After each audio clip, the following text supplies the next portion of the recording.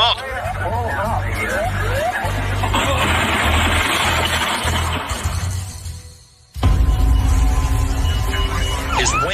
L'aile a touché le sol à cet endroit et l'avion s'est enflammé.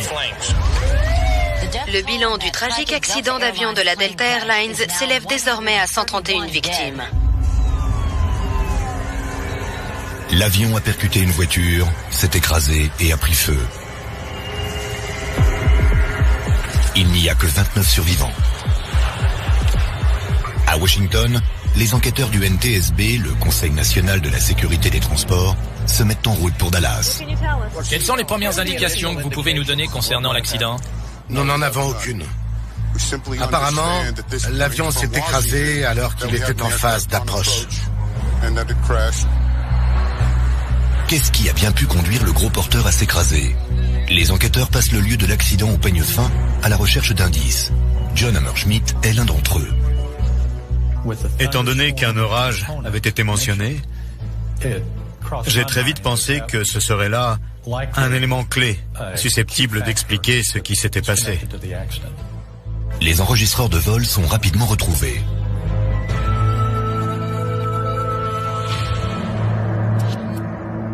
Ils révèlent que quelques secondes avant le crash, le pilote luttait pour garder le contrôle de son appareil. D'une façon inexplicable, l'avion a d'abord accéléré pour ensuite ralentir et plonger. Puis la vitesse a de nouveau chuté, entraînant alors une perte de portance. L'appareil a touché le sol, percuté une voiture et a fini par s'écraser. Quelque chose avait empêché l'équipage de contrôler l'appareil.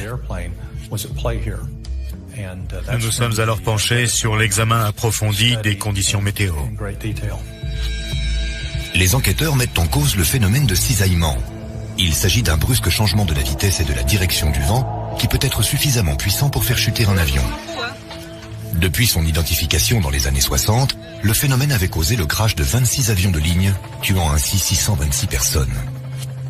3 ans plus tôt, le cisaillement de vent était responsable de la mort de 145 personnes dans le crash d'un avion de la Pan American à la Nouvelle-Orléans.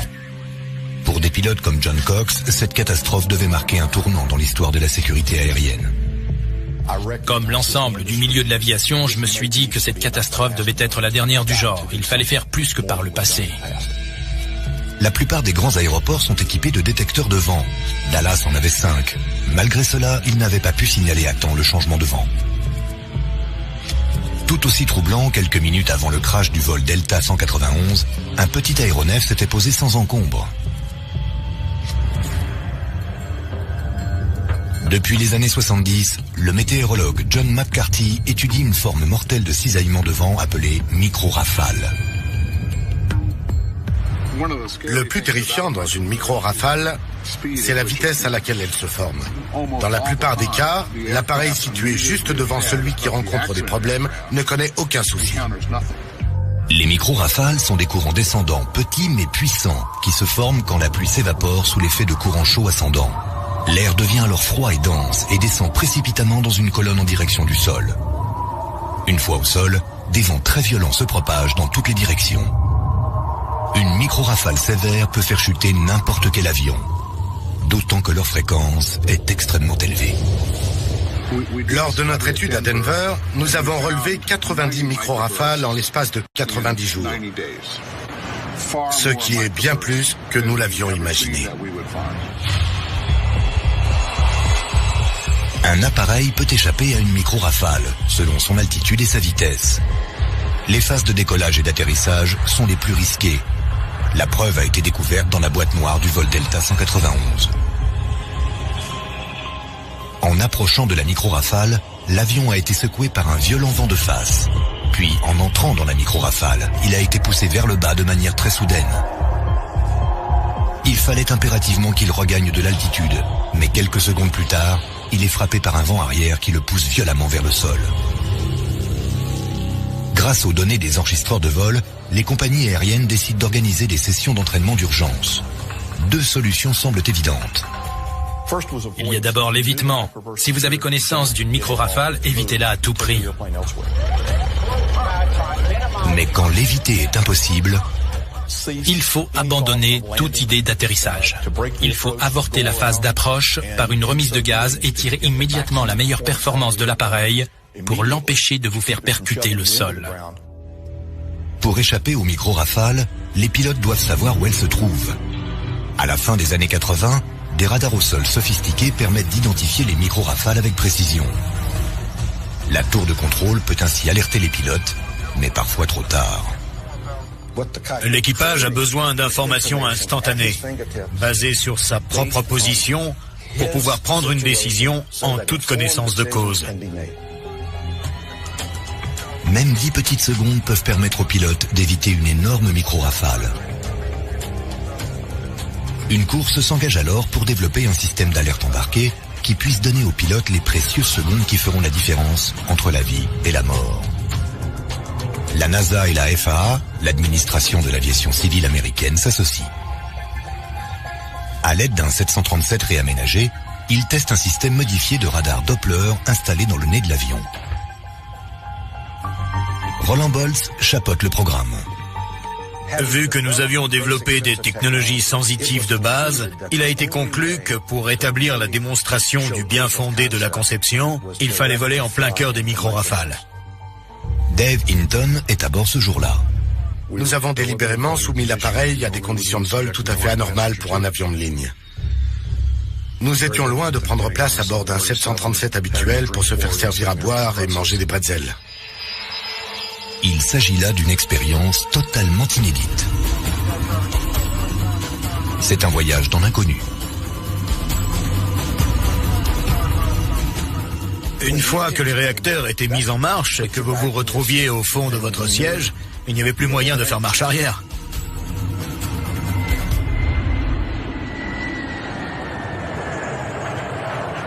Sur une période de 2 ans, l'équipe de la NASA vole au cœur de 75 micro-rafales. Le radar détecte les micro-rafales en mesurant le mouvement et la vitesse des gouttes de pluie dans le vent. Le nouveau système d'alerte est entré en service en 1994. Aujourd'hui, tous les avions de ligne en sont équipés. 1500 pieds. Check. Depuis la mise en place du système, aucun accident n'est à déplorer avec pour cause des micro-rafales. Même les simulateurs de vol en sont équipés. Remise de gaz. Remise de gaz. Tour de contrôle Boeing 1. Nous avons dû faire une remise de gaz à cause d'un cisaillement de vent. Des milliers d'autres personnes seraient mortes aujourd'hui si ce travail n'avait pas été fait.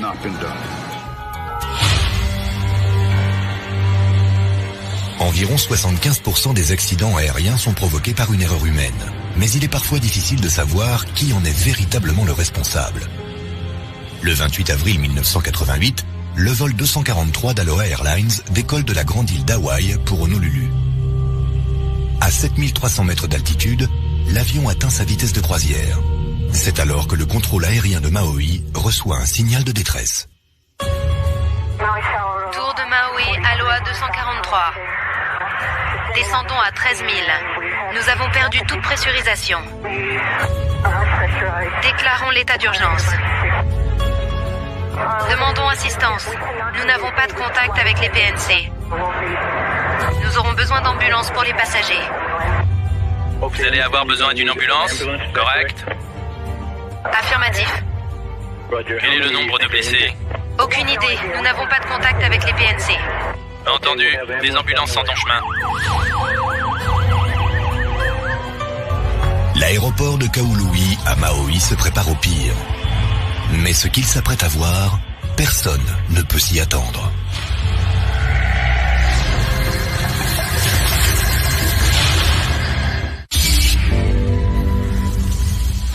Près d'un tiers du Boeing 737 s'est déchiré en plein vol. Un cinéaste amateur se trouvait à l'aéroport de Maui lors de l'atterrissage. Près de l'aéroport de Maui à Hawaï, le vol 243 d'Aloha Airlines vient de traverser un véritable cauchemar à 7 km d'altitude. Une section de 5 mètres du fuselage s'est brusquement déchirée. Les passagers se sont retrouvés dans des vents soufflant à 160 km/h. Je n'ose même pas imaginer ce que ça devait être que d'être assis près du hublot dans cet avion sans toit. Ça a dû être terrible.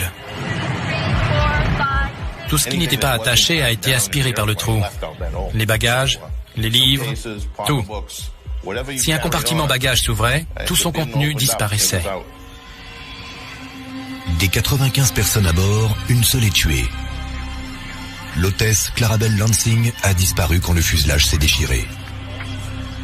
Elle a été aspirée par le trou.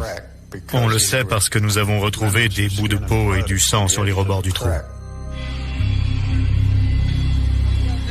Le commandant de bord, Robert Schonsteimer, et la copilote, Madeleine Tompkins, sont salués en héros. Ils avaient un appareil mal en point et ils se trouvaient au-dessus de l'océan.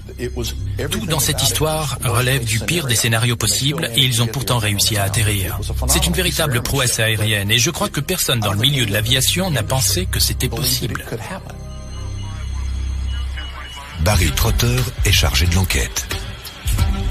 Nous devions découvrir pourquoi le toit s'était arraché. Il y avait des centaines de 737 en service. Et il était impératif de savoir quelles étaient les causes de cet accident.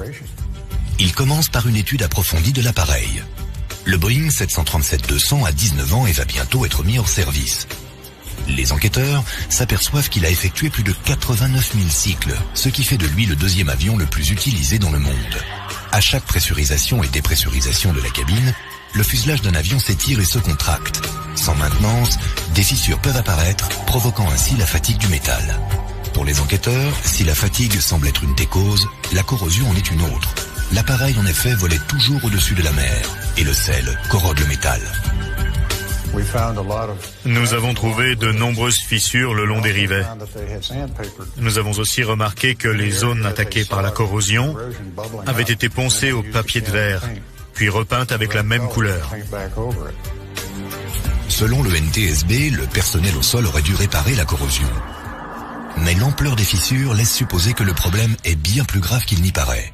En laboratoire, ils découvrent un autre facteur impliquant directement une erreur dans la conception de l'appareil, au niveau de ce qu'on appelle l'assemblage à recouvrement. L'assemblage à recouvrement, c'est quand un gros morceau d'aluminium du fuselage chevauche un autre morceau. Le tout est retenu par de l'époxy dans le canevas et par ses rivets. Boeing avait connaissance d'un défaut dans l'époxy utilisé pour l'assemblage à recouvrement et en avait informé les compagnies 6 mois avant l'incident du vol 293 d'Aloha. Le NTSB découvre alors que cette dernière n'a pas tenu compte des recommandations du constructeur. Voilà pourquoi l'assemblage n'avait pas tenu. On voit très bien où l'époxy s'est désolidarisé, ce qui fait que le canevas était séparé du revêtement sous-jacent. Une fois que l'adhésif de l'assemblage à recouvrement ne fonctionne plus, la charge sur les rivets s'accroît. Le métal environnant est donc soumis à beaucoup plus de contraintes, ce qui conduit à l'apparition de fissures et à la fatigue du métal. Cette contrainte était accrue par la construction même de l'appareil. En effet, les rivets avaient tous été fraisurés et la tête de chaque rivet était encastrée dans le revêtement externe. Sous la surface, les trous chanfreinés avaient les bords aiguisés, propices aux craquures. Certaines fissures étaient visibles, d'autres non. À mesure des différents vols, les fissures se sont propagées jusqu'à se rencontrer. Chaque fissure s'agrandit et finit par en rencontrer une autre, qui en rencontre une autre, et ainsi de suite. Et donc, au lieu d'avoir une fissure de 6 mm, ça prend une ampleur disproportionnée. Mis bout à bout, ces 6 mm finissent par faire plusieurs centimètres de long. 1 millier de fissures avaient causé l'incident du vol 243 d'Aloha Airlines. Ce phénomène terrifiant s'appelle DMS, ou dommage multisite. Une vague d'inspection révèle que de nombreux appareils souffrent de DMS. Je me souviens qu'un journaliste avait dit que l'industrie venait de se prendre une bonne claque dans la figure. Mais pour moi, c'était bien plus que ça. C'était un vrai coup de poing dans l'estomac, parce que nous étions conscients de différents problèmes individuels sans avoir jamais pu les comprendre de façon globale. L'administration de l'aviation civile américaine demande alors à toutes les compagnies de renforcer leurs inspections. Elle met également en place un programme concernant le vieillissement des appareils pour trouver la meilleure façon de détecter des fissures dues à la fatigue. Le défi est alors de pouvoir détecter le défaut invisible sans avoir à désosser l'avion. Jusque-là, pour détecter les fissures, les compagnies utilisaient un test électromagnétique appelé contrôle par courant de Foucault. Ce test était très lent parce que chaque rivet devait être analysé séparément. Pire, le test ne faisait pas toujours la différence entre un détail de construction et une fissure. Mais une solution était déjà en cours d'élaboration. Une machine conçue pour les chaînes de montage servait à détecter les fissures dans des composites en fibre de carbone. Après l'accident d'Aloha, les ingénieurs s'emploient à modifier la machine pour qu'elle puisse détecter les fissures dans le métal et qu'elle soit utilisable sur des avions déjà en service.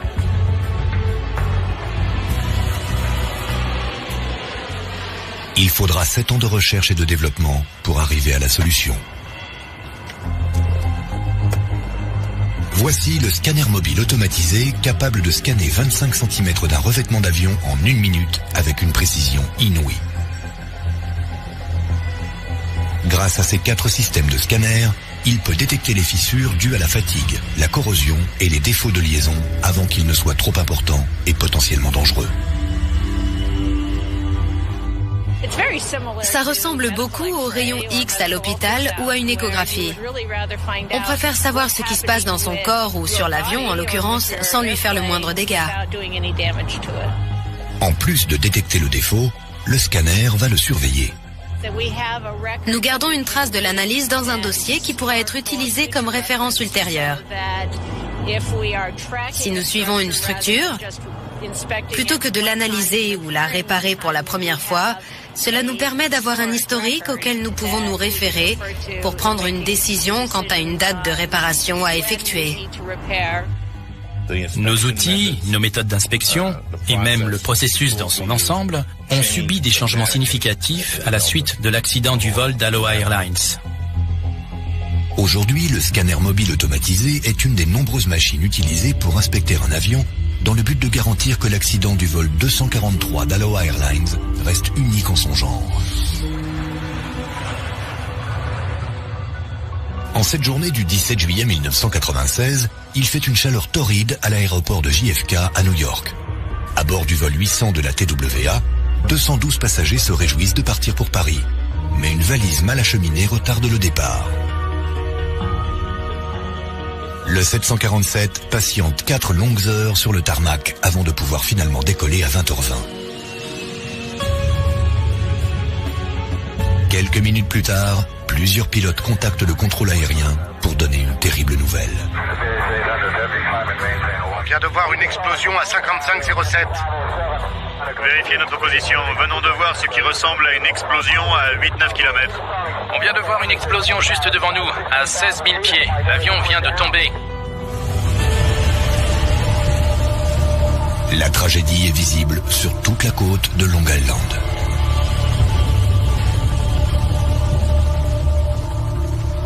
Ce que vous voyez dans l'eau, c'est ce qui reste du vol de la TWA en partance pour Paris depuis l'aéroport de JFK. C'est l'épave de l'avion en feu. J'ai allumé la télé, c'était vraiment horrible. Les flammes couraient sur l'océan. J'ai rapidement su que c'était un 747. Et j'ai tout de suite compris que nous avions des centaines de morts sur les bras. Je ne me réjouissais vraiment pas du travail qui m'attendait. Bob Benson et une équipe du NTSB sont dépêchés sur les lieux. Les hypothèses vont bon train. Certains disaient que l'avion avait été frappé par la foudre ou par une météorite. D'autres pensaient que c'était un téléphone portable à bord de l'appareil qui avait causé l'explosion. Nous avons dû éliminer beaucoup de suppositions pour calmer les esprits. Les 230 personnes à bord périssent dans l'accident.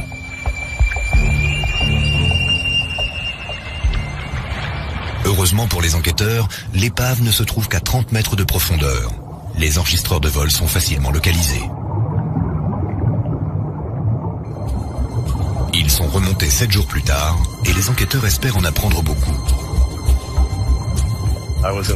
J'étais à l'hôtel, il devait être 20h quand j'ai reçu l'appel. Je m'attendais à ce qu'on me dise que les boîtes noires étaient endommagées et méconnaissables, mais ce n'était pas le cas. Elles étaient presque intactes, c'était une excellente nouvelle. Mais les enregistreurs indiquent un vol tout à fait normal jusqu'à 4000 mètres où les bandes s'arrêtent brutalement. Quand je me suis rendu compte que les boîtes noires n'allaient pas être d'un grand secours, je savais que nous allions en avoir pour un moment. Il faudra des mois de travail minutieux pour que les enquêteurs puissent faire toute la lumière sur le crash mystérieux du vol 800 de la TWA.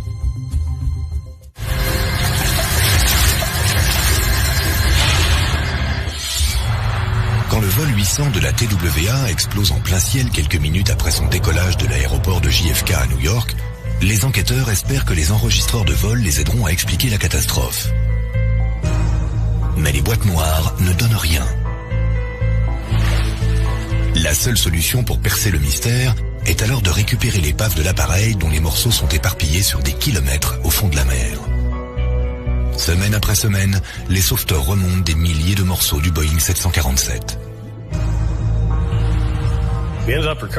Nous avons retrouvé 95% de l'appareil, ce qui est assez remarquable pour l'époque.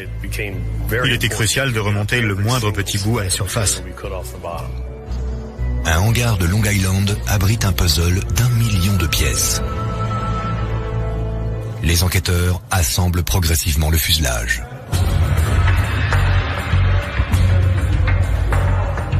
Une fois que vous avez l'objet en 3 dimensions devant vous, vous pouvez dire ce qui a posé problème, puis ce qui s'est passé l'instant d'après, et ainsi de suite. On finit par avoir la séquence de destruction de l'appareil.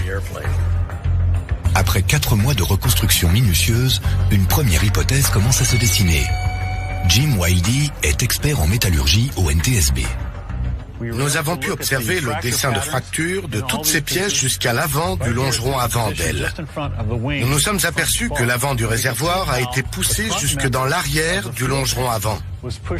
Nous en avons conclu que l'appareil s'est fracturé à cet endroit, c'est-à-dire dans la section centrale du réservoir d'aile. Les enquêteurs se remémorent alors un accident similaire survenu quelques années plus tôt.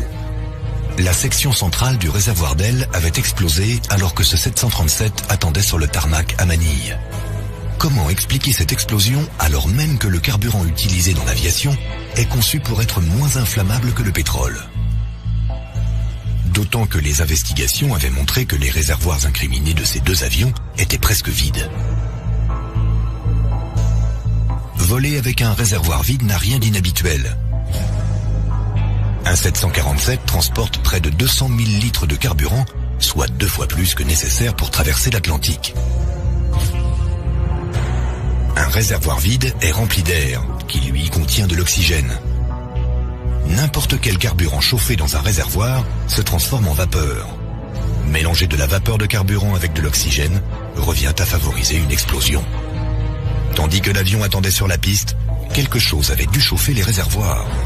Sous la section centrale d'aile se trouvent des centrales de conditionnement d'air qui fonctionnent grâce à l'air de prélèvement depuis les réacteurs et assurent l'approvisionnement en air des passagers. Ces centrales génèrent également beaucoup de chaleur qui remonte dans la section centrale du réservoir d'aile, qui augmente l'inflammabilité des vapeurs air-carburant à l'intérieur même du réservoir. Les enquêteurs font alors un test pour déterminer si l'explosion d'un réservoir peut conduire un avion à s'écraser. Le résultat est sans appel. La question est alors de savoir ce qui peut déclencher l'explosion. J'en arrivais toujours au même point. Un point que je ne pouvais plus ignorer. L'explosion était sûrement d'origine électrique. Bob Swaim examine des kilomètres de câblage électrique, centimètre par centimètre. L'isolation avait des défauts et le cuivre était exposé, ce qui pouvait provoquer des courts-circuits. Nous sommes vite arrivés à la conclusion que le réseau électrique de cet avion n'était vraiment pas en bon état. C'est la dernière pièce du puzzle. Les fils conduisant au capteur de niveau de carburant à l'intérieur du réservoir central de l'aile étaient abîmés. Quand le cuivre est à nu, tout élément conducteur peut créer un pont entre 2 fils. Ce serait comme mettre une bougie d'allumage dans une atmosphère hautement inflammable et créer des étincelles à répétition. Mais des milliers d'avions volent avec des réservoirs vides chaque jour. Il faut que cela puisse se faire sans danger. Les chercheurs doivent donc trouver le moyen de rendre des réservoirs presque vides, hermétiques à toute explosion. Une solution est de réduire la quantité d'oxygène. C'est ce qu'on appelle l'inertage. L'oxygène qui se trouve dans un espace clos est remplacé par un gaz inerte. Mais les systèmes d'inertage de l'époque étaient imposants et coûteux. Les scientifiques du Tech Center de la FAA à Atlantic City se voient alors confrontés à une tâche difficile. Développer un système d'inertage léger et peu coûteux pour les réservoirs des avions de ligne. Cette mission était un véritable défi. On nous a demandé quelque chose de totalement inédit. Après 4 années de recherche, Gus Sarkos et son équipe élaborent une solution. Le cœur du système d'inertage d'un réservoir repose sur les modules de séparation d'air. Chacun de ces modules contient des centaines de milliers de fibres creuses. L'air va passer à l'intérieur de ces petites fibres qui vont séparer l'oxygène et l'azote contenu dans l'air. Les membranes des fibres creuses sont alimentées en air pressurisé provenant des réacteurs. L'air comprend 20% d'oxygène et 80% d'azote. Les molécules d'oxygène sont trop grosses pour passer dans les membranes. Seules les petites molécules inertes d'azote le peuvent. Elles sont poussées le long de la membrane, puis jusque dans un réservoir vide. Aucune étincelle n'est alors possible. En 2006, 10 ans après la tragédie de la TWA, les systèmes d'inertage sont obligatoires sur tous les nouveaux appareils. Boeing les installe également sur tous les anciens 737 et 747 en service.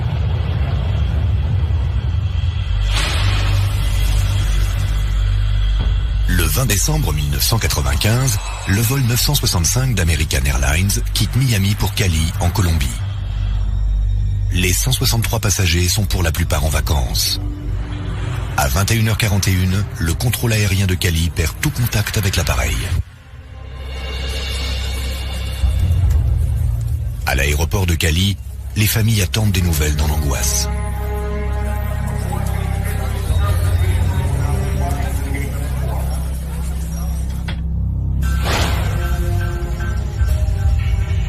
Le lendemain, le 757 est retrouvé dans les montagnes à l'est de Cali, à 16 km de sa route normale. Il n'y a que 4 survivants. J'ai perdu ma femme et mon fils. Je crois que c'est un miracle que je puisse faire cette interview. L'enquêteur Steve Corey arrive en Colombie le lendemain. Le crash avait eu lieu sur une pente très escarpée, recouverte d'arbres et de végétation dense. Il avait aussi beaucoup plu. La collecte des débris et des corps allait s'avérer une tâche très difficile au vu de toutes ces conditions. L'équipe de Steve Corey parvient à localiser les boîtes noires et découvre pourquoi l'équipage s'est éloigné de l'itinéraire prévu. À 21h26, le vol 965 d'American Airlines demande une autorisation d'atterrir. Des malentendus lors de la communication avec le contrôle aérien conduisent à l'entrée de données erronées dans le système de gestion de vol. À 21h37, l'avion se détourne de Cali dans un large demi-cercle pour se diriger vers l'est en direction des montagnes. À 21h41, l'équipage s'aperçoit qu'il n'est pas sur la bonne trajectoire. Quelques secondes plus tard, l'avion percute les montagnes. Ce genre de crash est classifié sous le sigle anglais CFIT, qui signifie qu'une collision a eu lieu alors même que l'équipage avait le contrôle de l'appareil. L'enquête détermine rapidement que l'accident n'est pas dû à un défaut de structure. Cet avion était en parfait état, et pourtant il s'est écrasé. Un avion en parfait état s'écrase. Le vol 965 est la dernière victime d'un accident de type CFIT. Dans les années 60, les vols commerciaux ont augmenté, tout comme les accidents de type collision avec le sol en vol contrôlé. La plupart étaient causés par des pilotes désorientés qui souffraient d'une mauvaise visibilité. À l'époque, ils n'avaient aucun système pour les avertir qu'ils étaient sur le point de s'écraser.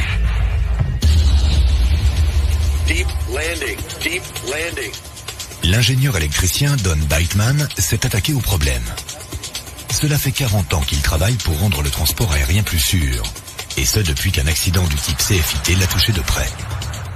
Je me suis toujours personnellement impliqué parce que quelques-uns de mes collègues chez Boeing s'étaient écrasés sur une montagne. Don Bateman est parti de la technologie développée pendant la Seconde Guerre mondiale. Le radar altimètre donnait une information cruciale aux pilotes, l'altitude. Cela a sauvé de nombreux équipages de bombardiers lors d'atterrissages de nuit, souvent par mauvais temps.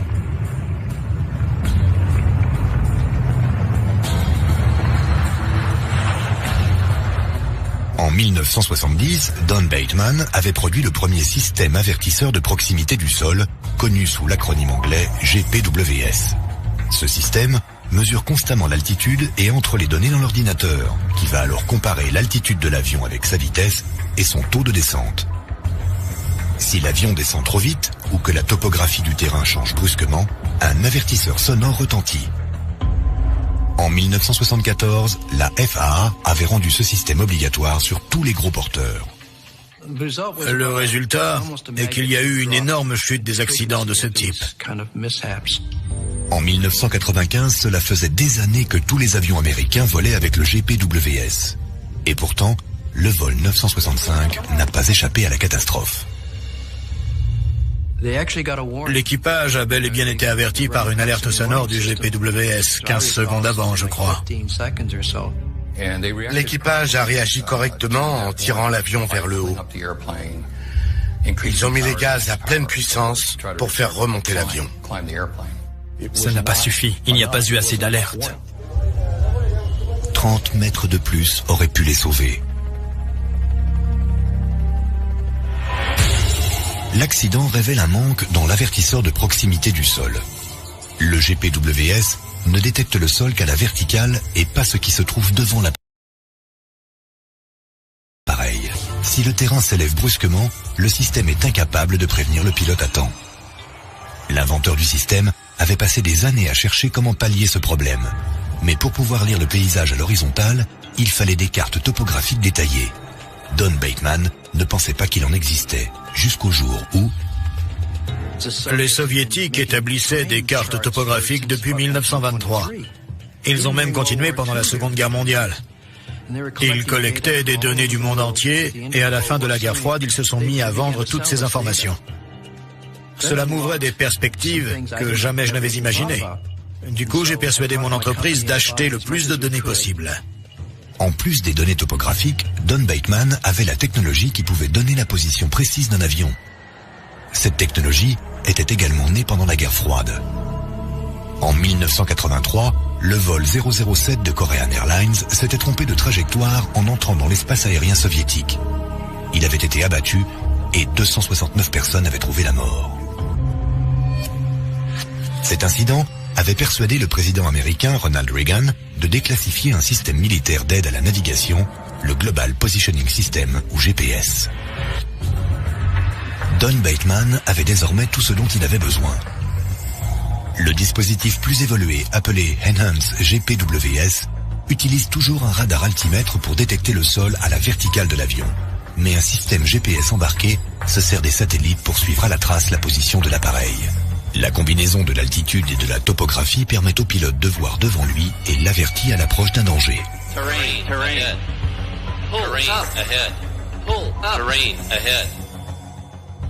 Voici le système en action dans le ciel de l'Arizona. L'écran montre le terrain environnant. Le rouge représente un terrain situé plus haut que l'appareil. En cas de mauvaise visibilité, il se peut que le pilote ignore qu'il risque d'entrer en collision avec une montagne. Dans ce cas, l'information à l'écran lui sert d'avertissement. S'il l'ignore, c'est alors que retentit Terrain ahead. Terrain ahead. Terrain ahead. Terrain ahead. Terrain ahead. Terrain ahead. Vire à droite. Don Bateman améliorait ce système quand est survenue la tragédie du vol 965. Quand la catastrophe de Cali a eu lieu, tout le monde s'est intéressé au système. Plutôt que 15 secondes, on pouvait lancer une alerte au moins 1 minute avant. 1 minute, c'est long pour un avion. Tous les avions enregistrés aux États-Unis transportant au moins 6 personnes doivent être équipés d'un EGPWS. Il n'y a pas eu un seul accident de type CFIT depuis la mise en place de cette technologie. C'est un système génial. C'est une technologie efficace et 95% des avions de ligne aujourd'hui en sont équipés. À l'heure actuelle, les chercheurs sont en train de mettre au point la nouvelle génération de EGPWS qui offrira une vue topographique en 3D, quelle que soit l'heure ou la météo. Les pilotes n'auront même plus à regarder par la vitre.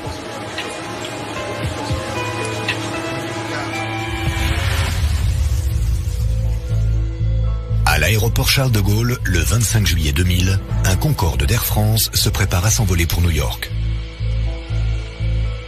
L'avion le plus rapide du monde est un bijou de technologie et peut se vanter de n'avoir connu aucun accident. Ce jour-là, 100 touristes allemands partent en vacances. Mais l'impensable survient.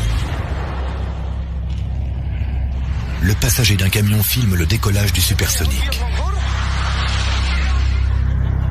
Quelques secondes plus tard, le vol 4590 s'écrase. Les enquêteurs cherchent à comprendre comment l'avion a pu prendre feu de manière si soudaine.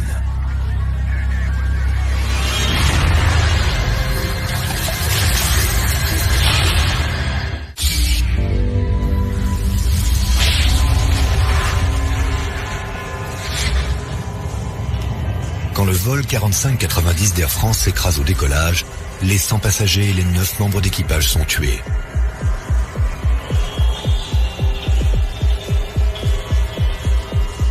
L'accident fait également 4 victimes au sol.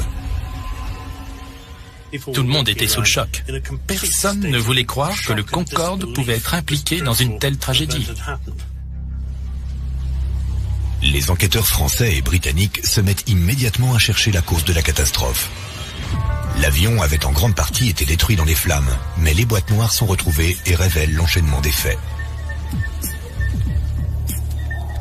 Le feu s'est déclaré juste avant que l'appareil ne décolle de la piste. L'équipage éteint un des moteurs, pensant qu'il est en feu. Mais il lui est impossible de rentrer le train d'atterrissage. Et quand un second moteur prend feu, il perd le contrôle de l'appareil. 72 secondes après le décollage, le Concorde s'écrase.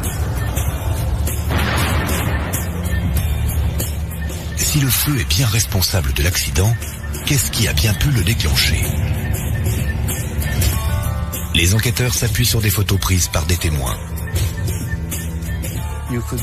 On voit clairement que les flammes provenaient de la zone autour du compartiment du train d'atterrissage. Elles provenaient sans doute également des moteurs eux-mêmes. Mais il s'agissait bien plus que d'un simple feu de moteur. Les enquêteurs identifient la source de l'incendie, une fuite d'un réservoir à proximité du train d'atterrissage. Reste encore à savoir ce qui a causé cette fuite. Parmi les débris de l'avion, 2 morceaux d'un pneumatique sont retrouvés, chacun pesant environ 4 kilos. Tout porte à croire à un éclatement. Les 2 morceaux de pneumatique retrouvés s'accordaient parfaitement ensemble. C'était comme si le pneu avait été sectionné de part en part. Un autre indice vient étayer cette théorie. La coupure dans le pneumatique correspond à une lamelle métallique qui était tombée de l'avion qui avait précédé le Concorde au décollage. Le morceau métallique en question semble avoir causé l'éclatement du pneu. Il s'agit d'une lamelle en titane d'environ 30 cm de long et 2 cm et demi de large. Vu qu'elle avait la forme d'un L, elle n'a pas été aplatie par le pneu, mais elle l'a fait éclater. Comment l'éclatement d'un pneu peut-il conduire à un tel accident? Les enquêteurs découvrent un 3e indice. Une petite partie d'un réservoir. Grâce à ces 3 indices, ils réussissent à reconstruire ce qui s'est passé. Quand le pneu a éclaté, un gros morceau de gomme s'est détaché et est venu frapper le câblage électrique des ventilateurs de disques de frein. Un autre gros morceau de gomme d'environ 4,5 kg est venu percuter cet endroit-là, près du réservoir numéro 5, provoquant une fuite de carburant. Le carburant a coulé et est entré en contact avec l'arc électrique et a provoqué le départ du feu. Le tout est maintenant de s'assurer qu'une telle chose ne puisse plus jamais se reproduire. Les concepteurs du Concorde développent alors un projet de renforcement des réservoirs en utilisant du Kevlar, une des fibres synthétiques les plus résistantes. Elle est entre autres utilisée dans la fabrication des gilets pare-balles. Le Kevlar est 5 fois plus résistant que l'acier. Un revêtement en Kevlar est installé à l'intérieur des réservoirs. Si le réservoir est perforé, le revêtement en Kevlar bouchera le trou, réduisant ainsi de 95% toute fuite de carburant. La deuxième étape est d'avoir des pneus plus résistants. Les pneus d'un avion sont très particuliers. Ils doivent pouvoir supporter 185 tonnes à des vitesses dépassant les 400 km/h.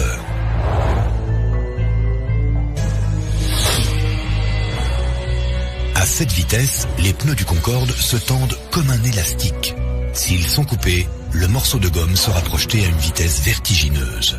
Le défi était vraiment de taille, parce que le fabricant de l'époque ne pensait pas pouvoir élaborer un pneumatique plus résistant et plus sûr. Un autre fabricant offre une solution révolutionnaire, le pneu Near Zero Growth, qui, comme son nom l'indique, a un grandissement quasiment nul. L'intérieur du pneu NZG a une conception radiale plus résistante. Il est également renforcé par 5 bandes dont la composition est tenue secrète. Le pneumatique ne s'étire pas à vitesse élevée, ce qui le rend moins propice à des éclatements. C'est beaucoup plus simple de couper un élastique tendu plutôt qu'au repos. C'est cette technologie qu'ils ont obtenue avec le pneu Near Zero Growth. Le pneu est aussi renforcé par une couche anti-coupure à base de Kevlar. Les tests montrent son extrême solidité. Le pneu tourne 27 fois par seconde. C'est la lame qui se brise et non le pneu qui éclate. En plus de résister aux coupures, le pneu NZG ne se disloque pas. Nous étions vraiment ravis à l'époque. C'était une très belle surprise, un vrai cadeau de Noël.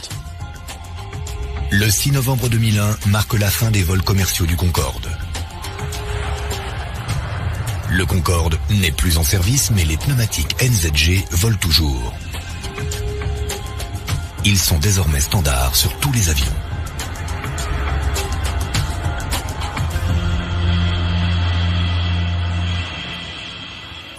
Aujourd'hui, des décennies d'innovation protègent les passagers contre le vent, le feu, la fatigue du métal et les éclatements de pneus. Alors que le transport aérien réduit constamment les distances, des scientifiques continuent de développer de nouvelles technologies pour rendre le ciel encore plus sûr.